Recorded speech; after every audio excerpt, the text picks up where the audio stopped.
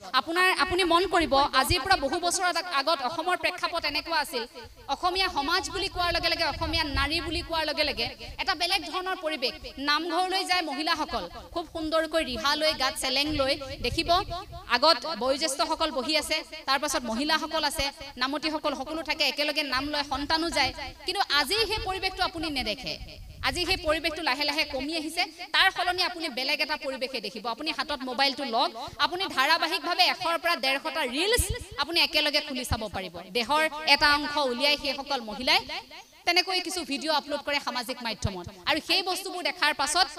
আমাৰ ধাৰণাটো কেনেকুৱা হয় যে অসমীয়া নাৰী অসমীয়া সমাজখন এনেকুৱাই আছিল নে বাৰু আমিতো এই পৰিবেশটো বিচৰা নাছিলো আমি যদি এটা বেছি আধ্যাত্মিকতাৰ কথা কওঁ আমি যদি পিতৃমাতৃৰ কৰণীয় এই ভাল লগা পৰিবেশবোৰৰ কথা যদি কওঁ আমাক আকৌ সমালোচনা কৰিব যে আপুনিওতো এদিন মাতৃ হ'ব চাম আপোনাৰ সন্তানক আপুনি কেনেকৈ ডাঙৰ কৰে কথা আসলতে সেইটো নহয় আমি যেটো পৰিবেশ পাইছো মই গাঁৱৰ ছোৱালী গাঁৱত দেখিছো মাহঁতক মোৰ মায়ে কেতিয়াও ৰাতিপুৱাৰ পৰা গধূলিলৈকে ৰিলছ বনাই থকা মই দেখা নাই কিন্তু আজিকালি বহু সন্তানে নিজৰ মাকক তেনেকৈ দেখি আছে মাকক তেনেকৈ তেওঁতো কাৰোবাৰ মাতৃ তে এই ধৰণৰ কামবোৰ কৰি থকা মাতৃক দেখি আছে ৰাতিপুৱাৰ পৰা গধূলিলৈকে মাতৃগৰাকী যেতিয়া সামাজিক মাধ্যমতে ব্যস্ত হৈ পৰিছে যেতিয়া সন্তানৰ কথা পাহৰি গৈছে গধূলি আহি যেতিয়া কাম কৰা মানুহগৰাকী সুধিছে যে মোৰ ল'ৰাটোৱে কি খালে কিবা এটা খুৱাই দিবি তাক মোৰ অলপ কাম আছে ফেসবুক লাইভ আহিবলগীয়া আছে ৰিলছ এটা বনাবলগীয়া আছে ইয়া কিবা এটা খুৱাই দিবিচোন যা কাৰ্টুনখন লগাই তাক মেগী পেকেটকে খুৱাই দে এই কথাটো আহি কয় কিন্তু আগতে কি আছে বুকুত লৈ মায়ে নিচুকনি গীত গোৱাই খুৱাইছিল ককাকৰ ওচৰত দি থৈ আহিছিল আইতাকৰ ওচৰত দি থৈ আহিছিল এই পৰিবেশবোৰ এতিয়া নাই এই কথাবোৰ এইভাবে আলোচনা কৰিছো যে আমি তেনেকুৱা এটা পৰিবেশ অসমত বিচাৰো সেই পৰিবেশটোৱে আমাৰ মনস্তত্ব ভাল কৰিব আমাৰ ভাল লগা কামবোৰ আমি আকৌ এবাৰ কৰিব বিচাৰো সেই কাৰণে সভাই সমিতিয়ে গলে এই কথাবোৰ যে কওঁ যে আধ্যাত্মিক শিক্ষা লাগে আমাক নৈতিক শিক্ষা লাগে এই নৈতিক শিক্ষাই আপোনাক মানুহ কৰিব আপুনি যিমান টকা নঘটক আপুনি যিয়েই নকৰক আপোনাৰ যিমান টকা পইচা গাড়ী গুৰা একোৱে আপোনাক সেই সুখটো দিব নোৱাৰে যেটো আধ্যাত্মিক চেতনাই আপোনাক দিব আপোনাৰ আধ্যাত্মিক চেতনা থাকিলে আপুনি একো অপৰাধমূলক কাম সংঘটিত কৰিব নোৱাৰে এই আচাৰ্যসকলক যেতিয়া আমি নমস্কাৰ জনাও এই সকল আচাৰ্যক আমি কেতিয়াবা অনিষ্ট কৰাৰ কথা ভাবিব পাৰিমনে আমি পাৰিমনে এই সকল আচাৰ্যক কেতিয়াবা আক্ৰমণ কৰাৰ কথা ভাবিব এই ধাৰণা আমাৰ মনলৈ নাহে কেতিয়াও কাৰণ আমাক সেই ধৰণে সাজু কৰা হৈছে আমাক গঢ়ি তোলা হৈছে তেনেকৈ গতিকে শংকৰদেৱ শিশু বিদ্যা নিকেতনৰ পৰিবেশটোই তেনেকুৱা এই পৰিবেশটোৰ মাজত থাকি আপোনালোকে আধ্যাত্মিক চেতনা তেতিয়া অকনমান গুৰুত্ব দিবলৈ শিকক জনি ইয়েছ পাপা টুইংকল টুইংকল এইবোৰ আপোনাৰ সন্তানক আপুনি 5 বছৰ 6 বছৰটো শিকাব পাৰিব নিজে শিকি ল'ব কিন্তু পাৰিলে এফাকি ঘুখা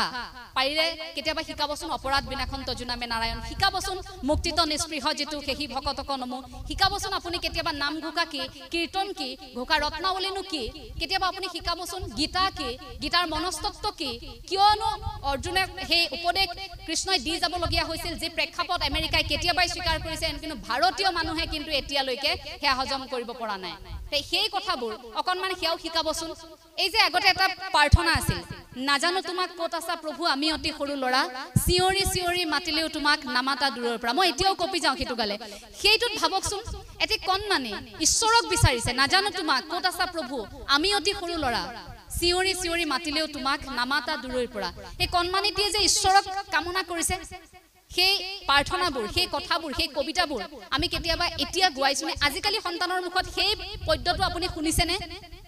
সেই যে সন্তানটিয়ে কিতাপখনত যে ঈশ্বৰ কৰবাত থাকে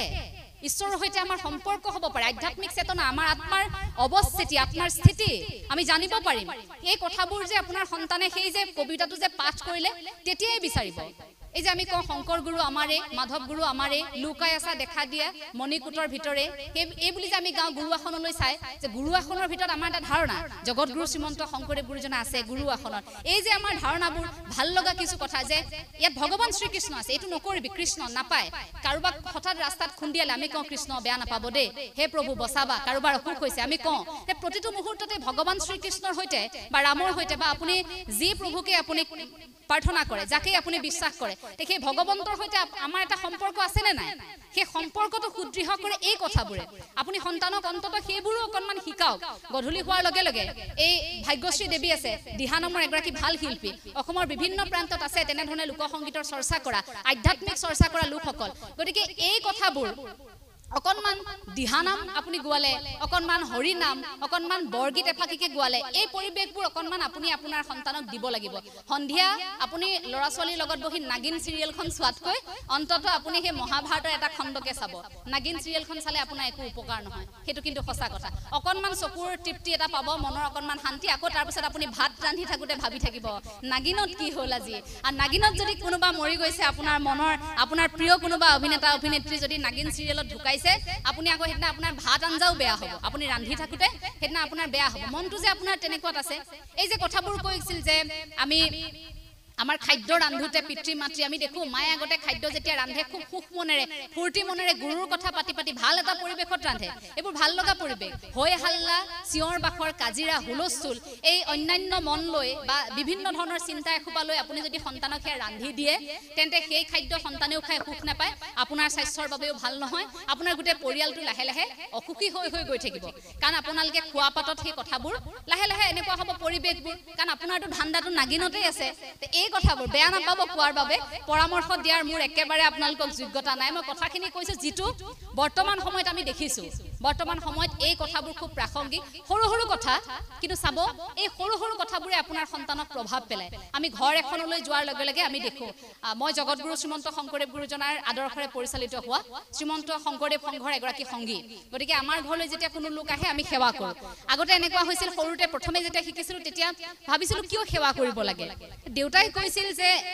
ঘৰলৈ যি আহে, গৃহত যি লোক প্ৰৱেশ কৰিব তেওঁলোকক সেৱা কৰাচোন এবাৰ, সেই সেৱাৰ জৰিয়তে তুমি কিবা এটা শিকিব পাৰিবা। তুমি যে শূন্য, তুমি একো নহয়, এইসকল ভগৱান, প্ৰতিগৰাকী মনুষ্যৰ দেশত ভগৱান থাকে বুলি আমি এটা ধাৰণা কৰোঁ নহয় জানো। এই মানুহৰ সৈতে সম্পৰ্ক আমাৰ বৃদ্ধি পায়, সেই যে আমি সেৱা কৰোঁ তাত মোৰ নমনীয়তাটো, তাত যে মোৰ অপৰাধ বোধটো, তাত মই যে একো নহয়, মই সাংঘাতিক একো কৰা নাই, এই যে কাৰোবাৰ ওচৰত মূৰ দুৱাইছোঁ, এই কথাবোৰ প্ৰকাশ পায়, এইবোৰ শিকিব আমি পাৰোঁ। সেই পৰিৱেশটোৱে বহুখিনি আমাক শিকায়। গতিকে ঘৰলৈ কোনো লোক আহিলে তেনেকুৱা এটা পৰিৱেশ আপোনালোকে ৰচনা কৰক। অন্ততঃ আপোনালোকে সন্ধিয়া নামঘৰত একেলগে বন্তি গছ যেতিয়া জ্বলাব, কেৱল ককা আইতালৈ সেই দায়িত্বটো থৈ নিদিব, আপোনাৰ সন্তানকো লগতে গামোচাখন দি নামঘৰলৈ লৈ যাব। সেই পৰিৱেশটোৱে এদিন চাব আপোনাক ইমান ভাল লগা এটা পৰিৱেশ উপহাৰ দিব। আপুনি কেতিয়াও কান্দিব লগা নহয় বৃদ্ধাশ্ৰমত, আপুনি চিন্তা কৰিব লগা নহয় মোৰ সন্তানে ইমান টকা অৰ্জন কৰিব পৰা নাই, আপুনি চিন্তা কৰিব লগা নহয়। কাৰণ আপুনি যদি আপোনাৰ সন্তানে 100 টকা এটাও আপোনাৰ হাতত গুজি দিছে, আপুনি বৃদ্ধাৱস্থাত থাকোঁতে যদি মৰমেৰে গুজি দিছে, সেয়াও আপোনাৰ বাবে সুখ হ'ব। আপুনি সুখৰ চকুলো বোৱাই আপুনি ভাত খাব নিশা, যদি সন্তানে সেইদিনা আলু পিটিকাই আপোনাক ভাত খুৱাইছে, কিন্তু আপোনালোকৰ মাজত সেই পৰিৱেশ আছে। যদি আপোনাৰ সন্তানে আপোনাৰ হাতত 1.5 লাখ টকা এটা দি থৈ গৈছে, দিয়াৰ সময়ত যদি আপোনাক কৈ থৈ গৈছে এই বুঢ়ীজনী কেতিয়ানো মৰিব, সেই 1.5 লাখ টকাটোৱে আপুনি একো কৰিব নোৱাৰে। টকা এটা দি থৈ গ'ল আপোনাৰ হাতত, আপুনি একো কৰিব নোৱাৰে। টকা পইচা, ধন সম্পত্তি, আমাৰ বিভিন্ন ধৰণৰ আচবাব, এই গোটেই দুনিয়াখন, এই গোটেই পৃথিৱীখন, এই বস্তুবাদী সমাজখনে আমাক বহু বেছি দিন বৰ বেছি মানুহ কৰি ধৰি ৰাখিব নোৱাৰে। এই ভিতৰত থকা আত্মাটোক আপোনালোকে চিনি পাওক। শেষত কওঁ, কথাবোৰ বহুত বেছি দীঘলীয়া নকৰোঁ, সময় অকণমান দীঘলীয়া হ'ব কাৰণ মই যিহেতু আকৌ উভতি যাব লাগিব। শেষত কওঁ, ভিতৰৰ মানুহগৰাকীক চিনি পাওক। আচাৰ্যসকলক অনুৰোধ জনাইছোঁ যে ছাত্ৰ ছাত্ৰীসকলক, বিদ্যালয়খনলৈ অহা প্ৰতিগৰাকী ছাত্ৰ ছাত্ৰীক আপোনালোকে ইমান সন্তান বুলি ভাবি মৰম কৰে, স্নেহ কৰে, আপোনালোকে আদৰ কৰে, সেই সন্তানগৰাকীয়ে কি কৰি ভাল পায় এই কথাটো অন্ততঃ আপোনালোকে এবাৰ জানিবলৈ চেষ্টা কৰক। যদি গণিতত তেওঁ 30 নম্বৰ পাইছে, সমাজ বিজ্ঞানত তেওঁ 90 পাইছে, আপুনি অন্ততঃ সেই ছাত্ৰগৰাকীক তই গণিতত কিয় 100 পাব নোৱাৰ বুলি আপুনি তেওঁক খং কৰি আপুনি নুবুজাব, মৰমেৰে বুজাওক। কাৰণ সেই ছাত্ৰগৰাকীৰ সপোন বেলেগ থাকিব পাৰে, লক্ষ্য বেলেগ থাকিব পাৰে। পুনৰ কৈছোঁ যে অসমৰ প্ৰেক্ষাপটত খুজে খুজে টকা আছে, আমি কেৱল অৰ্থনৈতিক স্বাৱলম্বিতা টকা লাগে এইটো পিছত দৌৰি থাকিলেই নহয়। টকা আছে, আমি টকা সকলোতে পাম, কিন্তু আমি এজন সৎ মানুহ হৈ সেই টকাখিনি ঘটিব লাগিব। আমি এজন সৎ মানুহ হৈ অৰ্থনৈতিক স্বাৱলম্বিতা অৰ্জন কৰিব লাগিব বৃত্তিমুখী শিক্ষাৰ জৰিয়তে। আপুনি যদি শ্ৰেণীকোঠাত থকা আপোনাৰ সেই ছাত্ৰগৰাকীক যদি ক'ব পাৰিছে যে তুমি যদি নাচি ভাল পোৱা, তোমাক নাচৰ প্ৰশিক্ষণ মই দিয়াম, তুমি এতিয়া পঢ়ি লোৱা, তুমি হাইস্কুল শিক্ষান্ত পৰীক্ষা উত্তীৰ্ণ হোৱাৰ পাছত তুমি সেয়া কৰিবা। অসমত কিয় ভাবিব লগা হয় মাষ্টাৰ ডিগ্ৰী কমপ্লিট কৰাৰ পিছত ঘৰত বহি 2 মাহ সময় যে মই এতিয়া কি কৰিম? দেখাক দেখি আমি ঠিকই গুছি যাও ঠিকই আমি এটা বিভাগত মেজৰ ল ফিজিক্স মোৰ পছন্দৰ নাছিল যদি মই ফিজিক্স ললো মনোবিজ্ঞান মোৰ যদি পছন্দৰ নাছিল মই মনোবিজ্ঞান ললো মোৰ যদি বায়োলজি মোৰ পছন্দ নাছিল মই ললো মোৰ গণিত পছন্দ নাছিল মই ললো কাৰণ মোৰ দেউতাই ক'লে গণিত পঢ়িব লাগিবই প্ৰফেসৰ হ'ব লাগিব অমুক হ'ব লাগিব তমুক হ'ব লাগিব পৰিয়ালৰ ধাৰণা লৰা এটো হ'ব লাগিব হেতু হ'ব লাগিব এই ধাৰণাটোত কি হ'ল মই নিজক হেৰুৱাই পেলালো তাৰ পাছত মই মাষ্টাৰ্ছ ডিগ্ৰী কমপ্লিট কৰাৰ পাছত মই স্নাতকোত্তৰ ডিগ্ৰী কমপ্লিট কৰাৰ পাছত মই শেষ কৰাৰ পাছত ঘৰত আহি নিবুকা কৈ থাকিব লাগিব অলপ সময় যে মই কি কৰিলো এতিয়া মই কি কৰিম মোৰ পিছৰ দিশ কি হ'ব আৰু তাৰ পাছত কি কৰিব লাগিব প্ৰতিদিনে সেই চতুৰ্থ বৰ্গৰ কোট চাকৰি ওলাইছে কোট তৃতীয় বৰ্গৰ চাকৰি ওলাইছে এই কথাখিনিত আমি থাকিব লাগিব মই দুখ পাওঁ যে ইমান উচ্চ শিক্ষাৰে শিক্ষিত এগৰাকী ছাত্ৰই যেতিয়া ফৰ্থ গ্ৰেডৰ এটা চাকৰি ৩০,০০০ টকা এটা চাকৰিত যেতিয়া নিজকে ভাবিব লগা হয় যে মই চাকৰি এটা পালো হ'ব দে সেই ছাত্ৰগৰাকীৰ মনত বা কেনেকুৱা এখন ধুমুহা চলিছে এই ধাৰণাটো কিন্তু আমাৰ বেয়া এটা খুব ভাল কথা যে সৰকাৰে কৰ্মসংস্থাপনৰ এটা দিশ মুকলি কৰিছে এটো খুব ভাল কথা কিন্তু চাব